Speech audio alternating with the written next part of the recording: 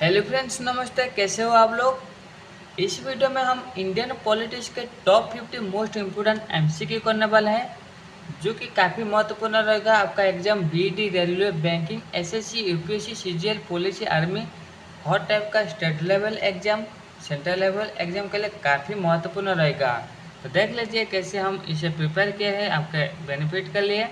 आप video last तक देखिए और इसका बेनिफिट लीजिए। अगर वीडियो आपको पसंद आएगा तो चैनल लाइक कीजिए, कमेंट कीजिए एंड सब्सक्राइब कीजिए, और इसका पीडीएफ पाने के लिए आप हमारे टेलीग्राम पे ज्वाइन हो जाइए। तो पहला शुरुआत करते हैं इस सवाल पर, और इसका कमेंट आप भर दीजिए कमेंट सेक्शन में, ठीक है। तो इसका आंसर क्या होगा। First amendment to the constitution of India was made. कब फर्स्ट अमेंडमेंट किया गया था, इसका उत्तर कमेंट कीजिए। तो चलिए मोस्ट इम्पोर्टेंट क्वेश्चन सारे को एक्सप्लोर करते हैं। आप यहाँ पर भी ये प्लेलिस्ट को विजिट करके बहुत सारे प्रैक्टिस सीरीज देख सकते हैं इंडियन पॉलिटिक्स का, ठीक है। तो क्वेश्चन क्या पूछा गया है, देखिए। पहला number, article 17 of the constitution of India deals with the abolition of. Article 17 जो है इंडियन कॉन्स्टिट्यूशन का, ये किसका एबॉलिशन करता है, किसका उन्मूलन करता है, ठीक है। तो ऑप्शन देखिए, ऑप्शन देखकर इसका उत्तर कमेंट कीजिए किससे ये संबंधित है, ठीक है। इसका सटीक उत्तर क्या होगा देख लीजिए, ऑप्शन नंबर सी, यानी कि ऑन टचेबिलिटी, ठीक है। देखिए article 17 abolishes untouchability and forbids its practices in any form affirming quality, ठीक है। ये क्या करता है, फॉरबिड करता है, इसको रोक देता है, और इसको क्या कहता है, उन्मूलन किया गया है, ठीक है। आर्टिकल 17 किससे जोड़ती है, ये ऑन टचेबिलिटी से जोड़ती है, ठीक है। तो नेक्स्ट क्वेश्चन पर चलते हैं। क्वेश्चन नंबर 2 क्या पूछा गया है, देखिए। Which article prohibits discrimination on the grounds of religion, race, caste, sex and place of birth. देख लीजिए ये सारे क्वेश्चन जो पहले सीजीएल, सीएचएसएल ये एग्जाम में पढ़ा था, जो कि काफ़ी बार एग्जाम में आया था, तो आपके लिए बहुत महत्वपूर्ण रहेगा। वीडियो लास्ट तक जरूर देखने की कोशिश कीजिए, ठीक है। तो इसका सटीक उत्तर क्या होगा, कौन सा आर्टिकल में इतने सारे बातें किया गया है, इसके जानकारी दिया गया है, और ये प्रोहिबिट कर रही है ये इतने सारे को। इसका सटीक उत्तर क्या होगा, जो कि आर्टिकल 15 देख लीजिए। देखिए आर्टिकल 15 एंश्योर, ये क्या करता है, एंश्योर करता है quality and prohibits discrimination by the state on the specific ground. Specific ground में जो क्वालिटी है इसका क्या करता है, ये एंश्योरिंग करता है, और प्रोहिबिट करता है इस इतने सारे पोजीशन लेवल ग्राउंड को, ठीक है। तो next question, part B third I. Part B third I of the constitution of India deals with. जो part B third I Indian constitution का, वो किससे जड़ित है, इसका उत्तर कमेंट कीजिए। ऑप्शन देखकर इसका उत्तर कमेंट कीजिए, ठीक है। इसका सटीक उत्तर क्या होगा, पार्ट बी थर्ड आई मतलब पार्ट 8 भाग 8, जो कि है ऑप्शन नंबर सी, यानी कि यूनियन टेरिटरी से ये जड़ित है। किससे, यूनियन टेरिटरी, यानी कि पार्ट बी थर्ड आई आर्टिकल 239 से लेकर 242 तक है of the constitution covers the administration of union territory. ये क्या करता है, कौन से भाग को कवर करता है, जो कि एडमिनिस्ट्रेशन ऑफ यूनियन टेरिटरी को कवर करता है, जो पार्ट 8 में है, ठीक है। तो नेक्स्ट क्वेश्चन पर चले। तो क्वेश्चन नंबर 4 क्या पूछा गया, देखिए। Special provisions for a language spoken in A section of the population under article. देखिए यहाँ पर पूछा गया है कि स्पेशल प्रोविजन रखा गया है किसके लिए, एक लैंग्वेज स्पोकन सेक्शन के लिए। तो कौन सा आर्टिकल में इसे रखा गया है, अगर एक लैंग्वेज को एक सेक्शन वाइज, पॉपुलेशन वाइज लोग स्पीक कर रहे हैं, तो उसके लिए कौन सा प्रोविजन रखा गया है और किस आर्टिकल में उसे बताया गया है, ठीक है। ऑप्शन देखिए, ऑप्शन देखकर इसका उत्तर कमेंट कीजिए। इसका सटीक उत्तर क्या होगा, विशेष प्रावधान किस में रखा गया, किस अनुच्छेद में रखा गया है, जो कि सटीक उत्तर होगा आर्टिकल 347, 347, यानी कि Article 347 allows the president to recognize a language spoken by a section of peoples in a state. ये क्या कर रहा है कि आर्टिकल 347 से अलाउस प्रेसिडेंट, किसको अलाउ करता है? ये हमारे माननीय प्रेसिडेंट को अलाउ करता है कि रिकॉग्नाइज करे एक language spoken section of people को। और ये जो आर्टिकल है वो इस प्रावधान को रखता है, ठीक है। ये प्रावधान को ऐसे बनाए रखता है। यह एक विशेष प्रावधान है जो कि आर्टिकल 347 में रखा गया है, ठीक है। Next question, the supreme court declared access to the internet a fundamental right under the article। देखिए सुप्रीम कोर्ट डिक्लेयर क्या है? इंटरनेट का एक्सेस करने के लिए क्या क्या क्या है? इंटरनेट का एक्सेस करने के लिए सुप्रीम कोर्ट ने डिक्लेयर किया है। ऐसे कैसे कैसे किस टाइप का डिक्लेरेशन किया है? इसे एक फंडामेंटल राइट की तरह डिक्लेयर किया है, यानी कि एक मौलिक अधिकार की तरह, ठीक है, तरह डिक्लेयर किया है। इसे किस आर्टिकल में मेंशन किया गया है इसे बताइए, ठीक है, कमेंट कीजिए। इसका सटीक उत्तर क्या होगा? इसका सटीक उत्तर होगा ऑप्शन नंबर ए, यानी कि आर्टिकल 19। देखिए, right to access the internet is linked to the freedom of speech and expression under article 19। देखिए आर्टिकल 19 में इसे रखा गया है right to access the internet. इसे सुप्रीम कोर्ट ने इसे रखा है, ठीक है। आर्टिकल 19 में इसे रखा गया है और ये freedom of speech and expression से जड़ित है। Next question, the power of parliament to amend the constitution lies in. Parliament का जो पावर है वो क्या करता है कि हमारे जो कॉन्स्टिट्यूशन को अमेंडमेंट करने के लिए जो पावर रखता है, इस पावर को कौन से आर्टिकल में रखा गया है, किस आर्टिकल से जड़ित है अमेंडमेंट, कॉन्स्टिट्यूशन को अमेंडमेंट करने के लिए? ऑप्शन देखिए, ऑप्शन देकर इसका उत्तर कमेंट कीजिए। कौन से आर्टिकल में ये मेंशन किया गया है अमेंडमेंट के लिए? जो कि सटीक उत्तर होगा ऑप्शन ऑफ बी, यानी कि आर्टिकल 368। देखिए article 368 provides the procedures for amending the constitution को अमेंड करने के लिए जो प्रोसीड्यूर है ये किस में रखा गया है? आर्टिकल 368 में रखा गया है, ठीक है। Next question, the article related to the ancillary powers of the supreme court is. देखिए सुप्रीम कोर्ट से जो जड़ित एंसिलरी पावर है सुप्रीम कोर्ट का, ये कौन से आर्टिकल में मेंशन किया गया है? कौन से आर्टिकल में ancillary power of supreme court रखा गया है? ऑप्शन देखिए, ऑप्शन देखकर इसका उत्तर कमेंट कीजिए, ठीक है। इसका सटीक उत्तर क्या होगा? जो कि है 140। The article 140 allow the parliament to concern additional powers of the supreme court as necessary. देखिए जब सुप्रीम कोर्ट का एक एडिशनल पावर चाहिए तो उस आर्टिकल के तहत वो क्या होता है ना, वो एडिशनल पावर को एक्सेस कर सकते हैं, ठीक है। जो आर्टिकल है 140 और इसे एंसिलरी पावर कहा जाता है, ठीक है। नेक्स्ट क्वेश्चन पर चले।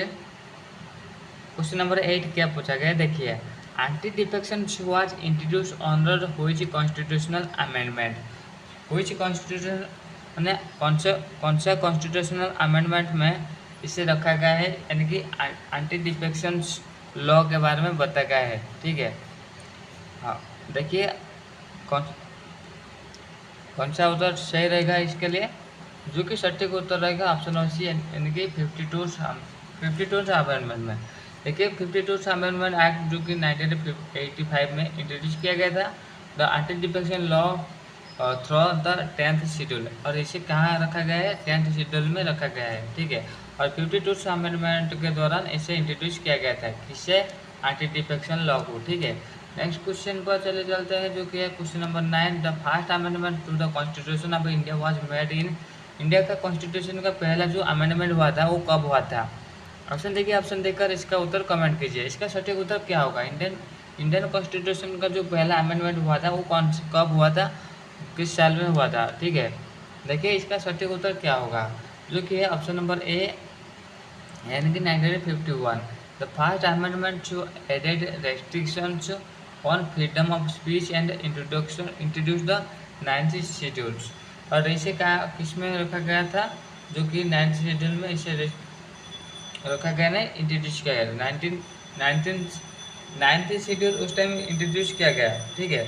और इसे अमेंडमेंट किया गया, जो पहला बार अमेंडमेंट हुआ था जो कि फ्रीडम ऑफ स्पीच के ऊपर था, और ये 1951 में रखा गया है, ठीक है, और किया गया था first amendment. Next question, articles guaranteeing the right to freedom of religion are. Articles guaranteeing, article क्या करते हैं, गारंटी देता है किसको और कैसे टाइप का guarantee, right to freedom on religion, religion के ऊपर जो फ्रीडम है, आप अपने प्रचार कर सकते हो, अपना धर्म का प्रचार कर सकते हो, अपना धर्म को जिस जिस धर्म चाहते हो वो भी धर्म ले सकते हो, ग्रहण कर सकते हो, उस टाइप का जो फ्रीडम है उस किस आर्टिकल में रखा गया है। देखिए, देखकर उत्तर कमेंट कीजिए किस आर्टिकल में रखा गया है, जो कि सटीक उत्तर होगा ऑप्शन नंबर डी, यानी कि आर्टिकल 25 से लेकर 28 तक। देखिए, those articles ensures every citizens right to freedoms that will freely practice, profess and propagate religion. ये क्या कह रहा है, आप जो चाहे उस रिलीजन ले सकते हो, उसका प्रैक्टिस कर सकते हो, उसका प्रचार भी कर सकते हो, ठीक है। तो जो कि आर्टिकल 25 से लेकर 28 तक इसे रखा गया है। Next question, the controller and auditor general of India is mentioned in the article. हमारा जो कंट्रोलर और ऑडिटर जनरल है इंडिया का, ये कौन से आर्टिकल में रखा गया है, इसके बारे में डाटा दिया गया है। ऑप्शन देखिए, ऑप्शन देखकर इसका उत्तर कमेंट कीजिए, क्या सटीक उत्तर हो सकता है। जो कि सटीक उत्तर है ऑप्शन नंबर सी, यानी कि आर्टिकल 148। देखिए, article 148 deals with the appointment, duties and powers of the CAG of India. ये कंट्रोलर और ऑडिटर जनरल के बारे में इसे बताया गया है, जो कि आर्टिकल 148 में बताया गया है, ठीक है। नेक्स्ट क्वेश्चन पर चले। देखिए, which of the following schedules is incorrectly match. इनमें से कौन सा शेड्यूल जो कि इनकरेक्टली मैच किया गया है, ठीक है। इसका सटीक उत्तर क्या होगा, देख लीजिए कौन सा शेड्यूल इनकरेक्टली मैच किया गया है।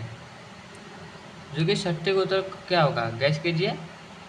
सटीक उत्तर होगा ऑप्शन ऑफ बी, मतलब सेकेंड शेड्यूल, यानी कि सेकेंड शेड्यूल यहाँ पर लैंग्वेज दिया गया है, ये लैंग्वेज से रिलेटेड नहीं है।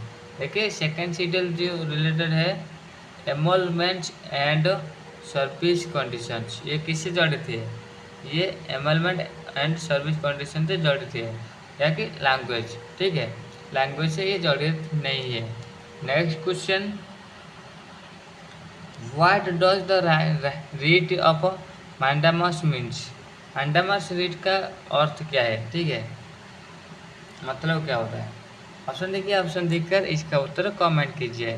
मैंडामस रीट का अर्थ क्या है, जो कि सटीक उत्तर होगा ऑप्शन नंबर ए, यानी कि वी कमांड। मैंडामस रीट का अर्थ क्या है, वी कमांड। देखिए, mandamus is a writ issued to a public authority. इसे कौन इश्यूड किया है, जो कि पब्लिक अथॉरिटी ने इसे इश्यू किया है, ठीक है। To perform a duty it is bound to perform, और ये क्या क्या कहा गया है, और ये क्या है कि ये मैंडेटरी रखा है, यानी कि उससे तुम बाउंड हो परफॉर्म करने के लिए, ठीक है। नेक्स्ट क्वेश्चन क्या पूछा गया है, देखिए, the advocate general of A state is appointed by the. जो एक स्टेट का जो एडवोकेट जनरल होता है उसे कौन अपॉइंटेड करते हैं। ऑप्शन देखिए, ऑप्शन देखकर इसका उत्तर कमेंट कीजिए। एक एडवोकेट जनरल को एक स्टेट में कौन अपॉइंटमेंट करते हैं, जो कि सटीक उत्तर होगा ऑप्शन नंबर डी, यानी कि गवर्नर करते हैं। Under article 165 the advocate general is appointed by the governor of the state. कौन अपॉइंट करते हैं, स्टेट का गवर्नर इसे कौन करता है, अपॉइंटेड करता है, ठीक है। नेक्स्ट क्वेश्चन क्या पूछा गया है, देखिए, which act was amended to implement the flexible implementation targeting framework. मतलब यहाँ पर कहा गया है एक एक्ट है जो कि अमेंडेड किया गया था, जो कि संशोधन किया गया था, ठीक है। तो इम्प्लीमेंट क्यों किया गया था, to implement the flexible inflation. Flexible inflation को इम्प्लीमेंट करने के लिए टारगेटेड फ्रेमवर्क, ठीक है। तो कौन सा अमेंडमेंट, कौन सा एक्ट पर अमेंडमेंट किया गया था फ्लेक्सिबल इन्फ्लेशन के ऊपर काम करने के लिए, इम्प्लीमेंट करने के लिए। ऑप्शन देखिए, ऑप्शन देखकर इसका उत्तर गैस कीजिए, इसका उत्तर क्या होगा। जो कि सटीक उत्तर है ऑप्शन नंबर ए, यानी कि reserve bank of India act 1934। 1934 में रिजर्व बैंक ऑफ इंडिया जो आर्टिकल एक्ट है इससे क्या गया था, इसे अमेंडमेंट किया गया था, जिससे ये सारे इंडिया में जो बैंकिंग सिस्टम है उसके ऊपर कंट्रोलिंग लाए और फ्रेमवर्क बना रखे है। ठीक है, यानी कि RBI act was amended in 2016 to implement the flexible inflations targeting the FIT, मतलब FIT flexible inflation targeting framework. ठीक है, next question, the GST was introduced by the which constitutional amendment. GST पहले कौन सा कॉन्स्टिट्यूशनल अमेंडमेंट में introduce किया गया था? पहले कौन सा कॉन्स्टिट्यूशनल अमेंडमेंट में किस किस के द्वारा किस किस टाइम के दौरान? ठीक है, ऑप्शन देखिए, ऑप्शन देखकर इसका उत्तर कमेंट कीजिए क्या होगा। GST was introduced by which constitutional amendment, किस नंबर का अमेंडमेंट के दौरान जो जीएसटी इंट्रोड्यूस किया गया था? इसका सटीक क्या उत्तर क्या होगा? जो कि सटीक उत्तर है 101।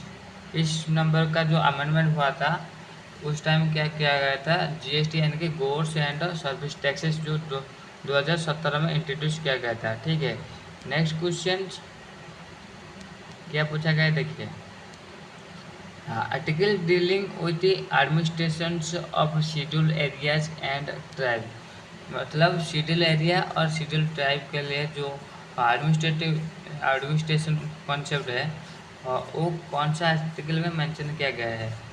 शेड्यूल एरिया और शेड्यूल ट्राइब एरिया के बारे में। जो कि सटीक उत्तर क्या होगा? इसका सटीक उत्तर है ऑप्शन नंबर डी, यानी कि 2044 1। देखिए 2044 1 provide the administration of schedule areas through the 5th schedule.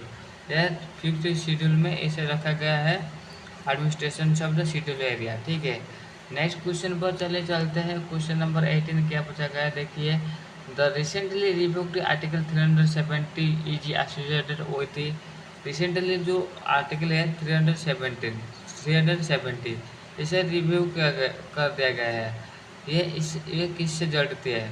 Option देखिए, ऑप्शन देखकर इसका उत्तर कमेंट कीजिए, ये किससे जड़ित है? जो कि सटीक उत्तर है ऑप्शन नंबर डी, यानी कि जम्मू कश्मीर से।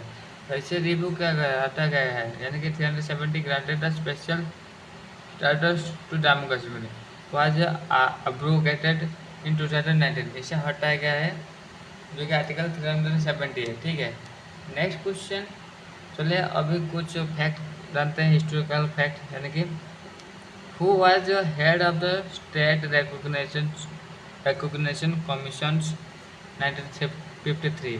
स्टेट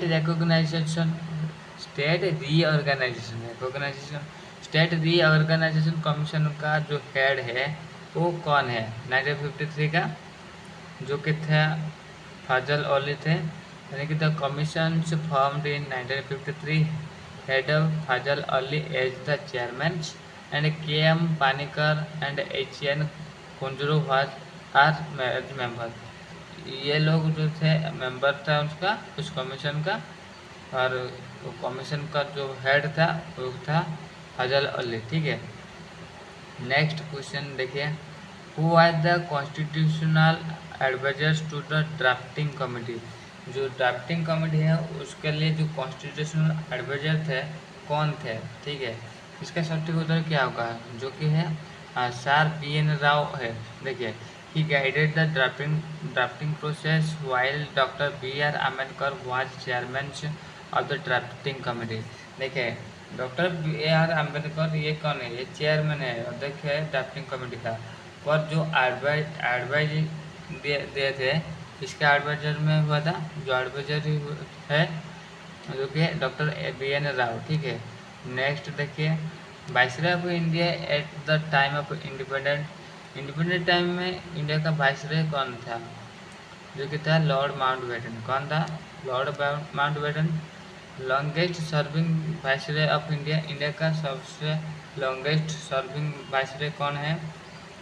लंबे दिन तक रहे हैं, लंबे, जो कि है लॉर्ड लिनलिथगो।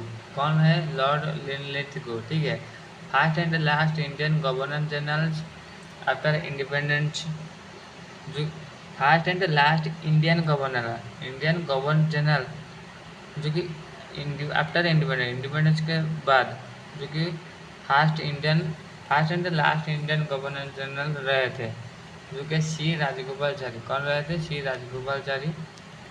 नेक्स्ट क्वेश्चन देखिए, which committee studies the creamy layer in OBC in 1993? मतलब कौन सा कमेटी स्टडी कर रही है क्रीमिलेयर के ऊपर ऑन ओबीसी 1993 में, जो कि है राम नंदन कमेटी। इसके बारे में स्टडी करके डाटा रिपोर्ट पेश किए थे, ठीक है। In which year was the national commission for backward classes establish? कौन से साल में जो national commission for backward classes establish किया गया था, जो कि 1993 में, ठीक है। Next question, the preamble defines India as, preamble में इंडिया को कैसे डिफाइन किया गया है, जो कि है sovereign, socialist, secular, democratic and republic. अगर इसे सीरियली पूछा जाता है तो सीरियल भी बहुत बार पूछा गया है, बहुत एग्जाम में भी आया है। सीरियल ये क्या सब ठीक रहेगा, जैसे कि यहाँ पर पहला रहेगा सॉवरेन, उसके बाद सोशलिस्ट, उसके बाद सेक्युलर, उसके बाद डेमोक्रेटिक, उसके बाद जो आ गया रिपब्लिक। एस आर लास्ट रहेगा और फास्ट रहेगा, ठीक है। 3 words amended by the 42 constitutional amendment act 1976 में से कौन सा 3 वर्ड जो अमेंडमेंट किए गए थे, जो कि सोशलिस्ट, सेक्युलर एंड इंटीग्रिटी, ये 3 वर्ड जो अमेंडमेंट किए गए, अमेंडमेंट एडेड किए गए थे, ठीक है, मैंने गलत पढ़ा, ठीक है। जो एडेड किया गया था socialist, secular and integrity. Article dealing with right to education, right to education से कौन सा आर्टिकल डील कर रही है, जो कि सटीक उत्तर होगा आर्टिकल 21A। तो फ्रेंड्स, आशा करते हैं ये वीडियो आपको हेल्पफुल होगा। अगर हेल्पफुल है तो channel like, comment, share and subscribe कीजिए। उसके साथ इसका PDF पाने के लिए हमारे टेलीग्राम ग्रुप में ज्वाइन हो जाए, जिसका लिंक हम वीडियो डिस्क्रिप्शन में दिए हैं। और ये प्लेलिस्ट को आप देख सकते हैं, बहुत सारे MCQ प्रैक्टिस का वीडियो इसमें आप पा जाएंगे। हर प्रकार का सब टॉपिक वीडियो हम कवर किया है इस वीडियो के दौरान, ठीक है, इस प्लेलिस्ट के दौरान। So guys, thank you for watching this video.